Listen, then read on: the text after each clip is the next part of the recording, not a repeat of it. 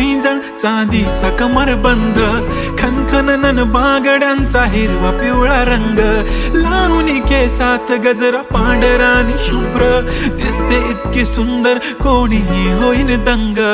काळी बिंदी काळी कुर्ती घालून आली ती, बोलली अहो भेटाना नदीच्या काठीशी. होले होले आली ती माझ्या पाठीशी, बोलली अहो भेटाना नदीच्या काठीशी.